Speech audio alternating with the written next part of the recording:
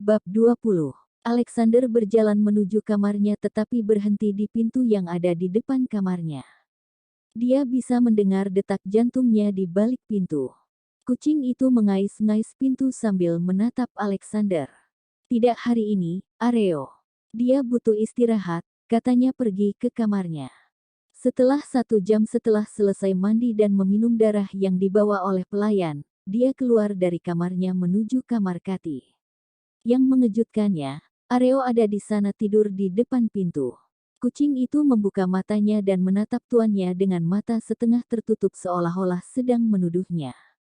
Ya ampun, aku lupa kau kucingku, gumamnya sambil memutar kenop dan mendorong pintu terbuka dengan hati-hati. Dia duduk di ruang kosong tempat tidur dan kucing itu melompat ke sisi lain tempat tidur, mengibaskan ekornya. Dia tidak mengalami mimpi buruk yang merupakan pertanda baik, pikirnya, sebaliknya dia tertidur lelap. Ketika dia pergi untuk menyesuaikan selimut di sekelilingnya untuk memastikan dia hangat dan nyaman, dia melihat tangannya mencengkeram rantai dan lehernya telanjang, seperti sepotong persembahan untuknya. Tangannya menyentuh leher rampingnya dan memikirkan darahnya membuat lidahnya meraba salah satu gigi taringnya. Sudah berapa lama sejak dia menikmati minuman yang memuaskan. Darah yang dia inginkan ada di sini, tetapi itu membuatnya membutuhkan dan marah pada saat yang sama. Dia tidak suka memikirkan seseorang yang memiliki kekuatan seperti itu atas dirinya.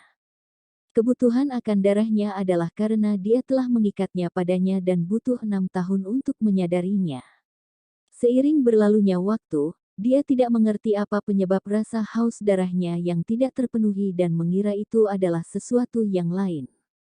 Beberapa tahun yang lalu dia menggigitnya, untuk memberi tanda sementara, menggertak di depan semua orang sehingga gadis itu bisa tetap aman.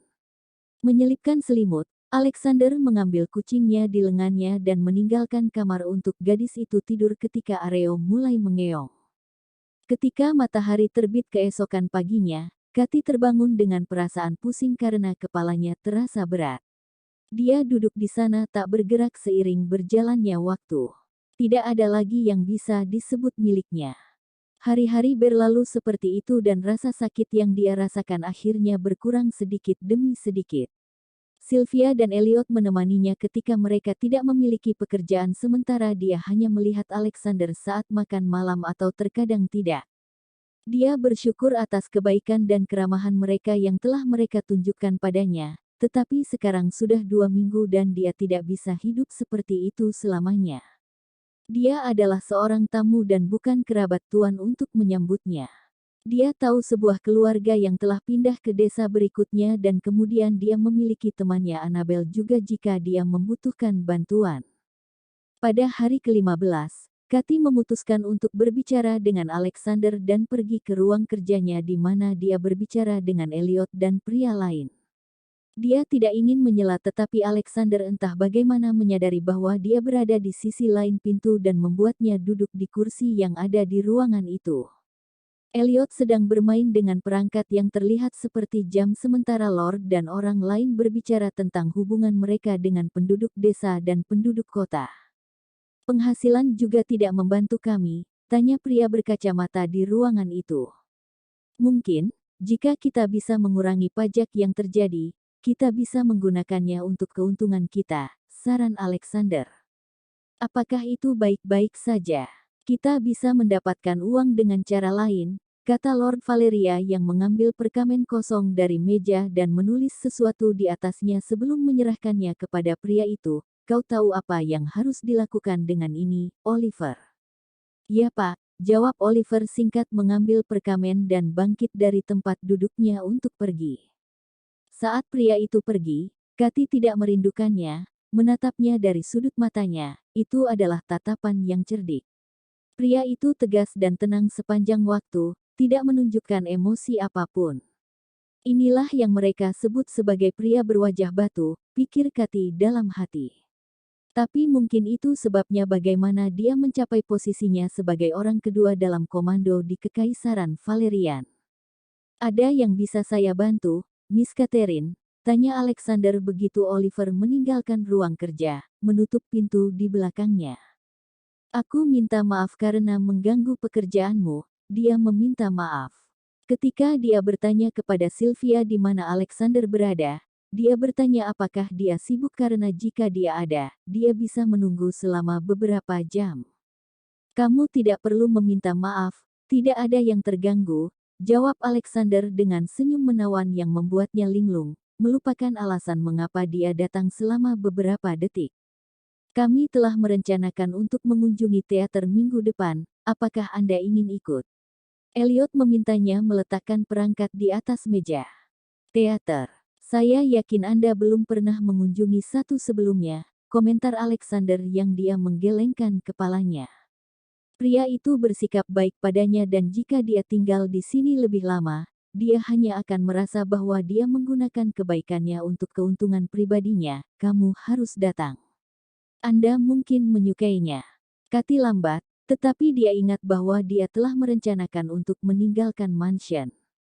Kurasa aku tidak akan bisa datang, jawab Kathy dengan senyum gugup bertanya-tanya bagaimana memulainya. Aku benar-benar datang ke sini untuk mengatakan bahwa aku akan meninggalkan mansion besok. Mendengar ini, Alexander menyipitkan matanya sejenak tetapi mengembalikan ekspresinya. Oh, kata Elliot dalam benaknya melihat sikap Lord berubah seperti awan yang lewat di langit yang luas. Apakah masa tinggalmu tidak nyaman di sini? Sudah sangat nyaman, jawab Kathy merasakan tangannya berkeringat merasakan mata Valeria Lord, tapi kurasa aku telah melewati hari-hari di mansion ini dan kurasa sudah waktunya aku mulai mencari pekerjaan untuk menghidupi diriku sendiri. Saya tahu seorang teman yang akan membantu saya. Meskipun dia punya rumah, dia tidak bisa kembali ke sana. Dia tunawisma, tanpa pekerjaan atau uang. Begitukah? Jawab Alexander dengan dingin. Jika saya boleh tahu, jenis pekerjaan apa yang Anda cari? Sesuatu yang membayar dengan baik dan aman bagi saya untuk bekerja. Pekerjaan terakhir yang saya miliki adalah menjadi asisten pustakawan tetapi sekarang saya harus mencari dua pekerjaan. Adalah jawabannya dan dia berbicara, saya tahu pekerjaan dengan gaji yang layak yang dilengkapi dengan keamanan dengan ruang kosong untuk hidup. Betulkah? Kathy bertanya sambil duduk tegak. Elliot tahu kemana arah pembicaraan itu. Ada terlalu banyak perdagangan manusia yang terjadi di negara ini dan memiliki Kathy dalam visi mereka lebih baik daripada membawanya jauh dari tempat mereka tidak tahu apakah dia aman atau tidak.